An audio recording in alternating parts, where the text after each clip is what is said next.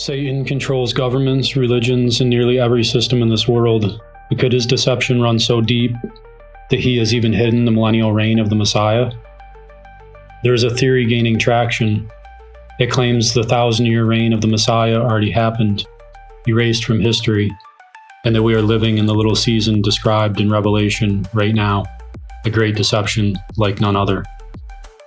And when you first hear it, it makes a kind of disturbing sense. The so-called Dark Ages stretch across centuries of silence in our records. For hundreds of years, history goes quiet. No great inventions, no clear progress, no reliable timeline. Then suddenly the world re-emerges with new kingdoms, a new order, and a rewritten past. Some historians have openly questioned whether parts of our timeline were fabricated. A Russian mathematician even published work claiming that nearly 1,000 years of history never existed at all. Whether or not his conclusions are sound, the very fact that such questions are raised shows how fragile our trust in recorded history can be. If a millennium can be claimed to vanish, what else could have been hidden? And it's not just historians. We already know governments rewrite the past to control the present and the future. Our textbooks leave out whole civilizations. Archaeological finds that don't fit the narrative are buried. And at the center of it all is the Vatican, guarding miles of archives that no outsider is allowed to see. What secrets are locked behind those walls? Admiral Byrd, you've been to both the North Pole and the South Pole.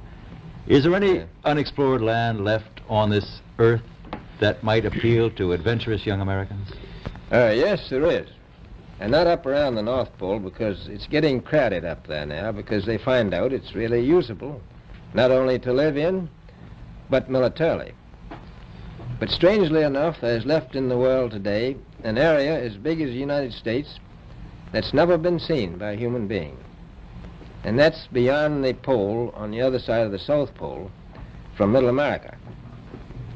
And I think it's quite astonishing that there should be an area as big as that unexplored.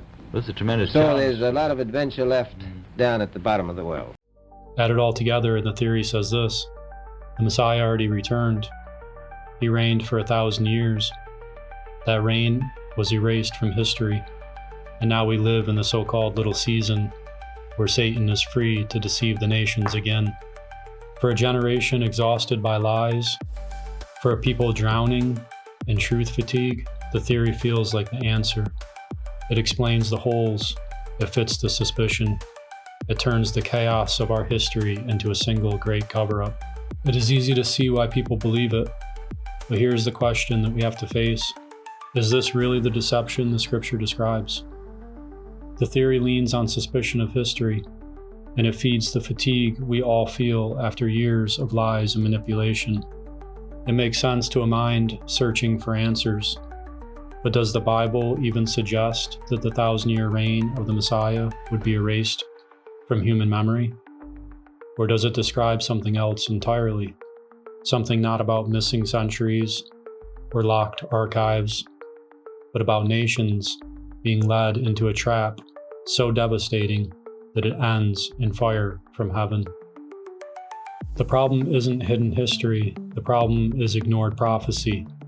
And when you line up the texts, the little season theory falls apart.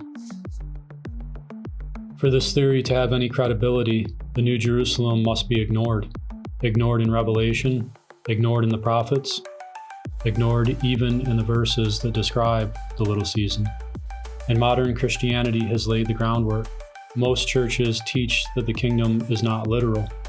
They say it is spiritual, an inner reality, or the church itself. Others admit it is literal, but claim it comes after the millennium, a kingdom postponed, not present during the reign of the Messiah.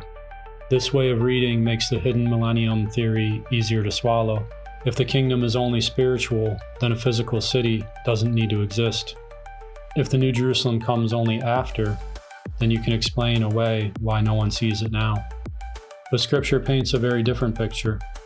The Messiah himself prayed, "Thy kingdom come, thy will be done, on earth as it is in heaven." And he told Pilate, "My kingdom is not of this world," not to deny a future reign, but to make clear that his rule at that moment was not political or earthly, but he did, in fact, have a kingdom. And Revelation describes this kingdom, the New Jerusalem, in exact detail, a city 1,500 miles cubed. Its foundations are layered with precious stones. Its gates are of pearl, its walls of jasper, its light so bright that it needs no sun or moon. This is not presented as symbolic, but as measured reality, a city taller than the International Space Station that cannot be hidden. The prophets confirm this. Isaiah said the heavens will roll back like a scroll, and Yahweh's people will be hidden in their chambers until his indignation passes. Zechariah wrote that the nations that survive the day of Yahweh will go up year after year to worship the King in Jerusalem and keep the Feast of Tabernacles. Hebrews says Abraham was looking for this very city, one not built by human hands, but whose builder and maker is Yahweh. The saints are gathered to it at the Messiah's coming. From here, the Messiah reigns with his people for 1,000 years. Yahweh and his Son tabernacle together in the city, where the throne of government for the whole earth is during this reign. If the 1,000-year reign had already taken place, this city would be here today, but it is not, which means the reign of the Messiah is still ahead. The millennium has not yet begun, and the little season has not yet come. If the city is present throughout the reign, then the theory collapses, because Revelation makes it clear the deception does not happen in the absence of the city, it happens in its shadow. The nations see it, they know it is there, and yet when Satan is released, he convinces them they can still overthrow it. This shows us the deception is not about ignorance, it is not about forgetting history, it is about incitement, persuading mankind to rise up against what they can see with their own eyes.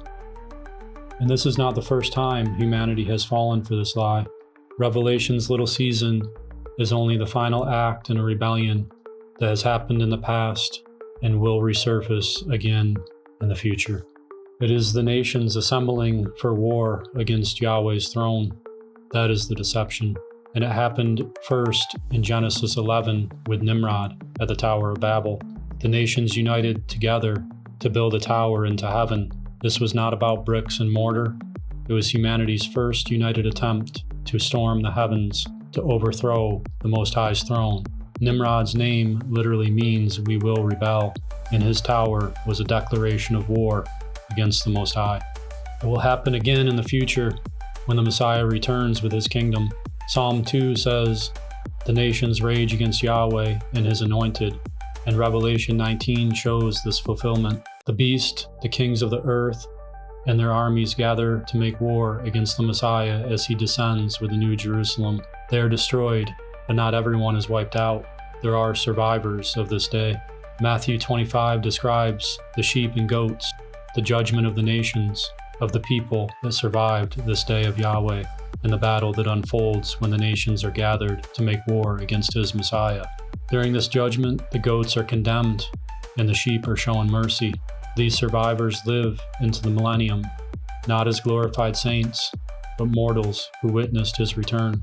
Zechariah 14 says the nations that remain must come to Jerusalem year by year to keep the Feast of Tabernacles.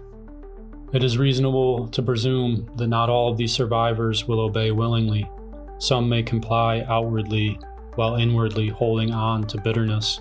Some may pass down the memory of their ancestors' defeat that took place during this battle and the sheep and goats judgment. So when Satan is released, he deceives the nations again, not into confusion, but into action. He preys on pride, he reignites grudges, and he convinces them that they can rise once more against Yahweh's throne. 3 times mankind is deceived into rebellion, with Nimrod at the Tower of Babel, at the Messiah's return, and once more at the end of the 1,000-year reign, but the last will end in fire from heaven. The danger of this theory is that it breeds despair. It convinces people they have already missed the promise.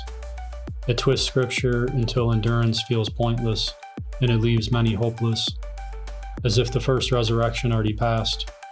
But that is not the truth. Revelation says the New Jerusalem will descend in glory. The Messiah will reign with his people, and those who endure will see it. That is where our hope remains. So do not let the theory of erased timelines or missing centuries deceive you. Our hope is in the promises of the Most High, promises that cannot fail. The Scriptures are clear. Here is the endurance of the saints, those who keep the commandments of Yahweh and the faith of Yeshua. So do not let the theory steal your endurance. Do not let it cloud your hope. Hold fast to his commandments. Hold fast to the faith in the Messiah, because the reign of the Messiah is still ahead, and those who overcome will see the city that cannot be hidden. If you like this message, like, share, and subscribe.